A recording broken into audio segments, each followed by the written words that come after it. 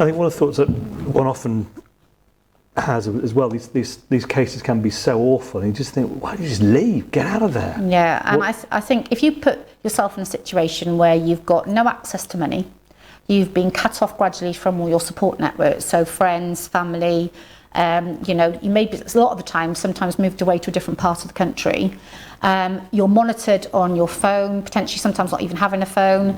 You're monitored about where you go. You haven't got access to a car. If you've got children, it's like you're going to have to move them out of the area. If you decide to leave, you're going to have to potentially move their schools. It's a very, very difficult decision, and obviously it's made a lot of the time when people are fleeing or they're thinking, I need to get out of this for my own mental health and well-being, because there is a real strong link between mental health such as depression and anxiety and domestic abuse.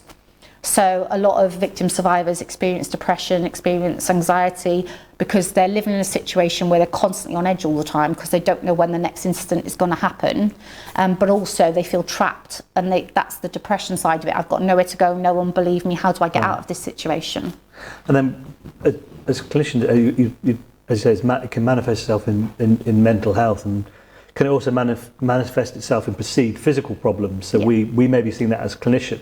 Yeah, so things like really bad eczema, you've got hair loss, or alopecia might happen. Anything really that's stress related that can come out from a skin condition, I think that could be an indicator that they're going through. Obviously there's different things that can cause it as well, but that could be one of the indicators that you could be looking out for, as well as other behaviour, you know, indicators that we've discussed. I'm also sort of thinking whether somebody might approach us as clinicians with chronic pain, for example, and actually whether does it sometimes manifest itself as my neck's always, I'm always in pain, and as a clinician thinking, well, hang on a minute, nothing I've found necessarily supports that. That might be could that be one of the triggers of a pain or a symptom that just doesn't fit the rest of the narrative? And also it's the tension that you're constantly carrying. When you're in a constant state of fight or flight, it's your body is reacting to that, isn't it? So I think, you know, all the things like, you know, your neck, your arms, it's like that constant state of,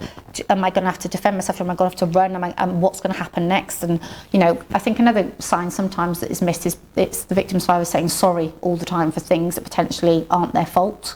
Right. So that's, sorry about that. And it's that whole, you know, just saying sorry first before something happens or an incident occurs. So that's sort of the extension of the eggshells. There's that into the eggshells that they'll say sorry all the time, even though it's completely sort of out with.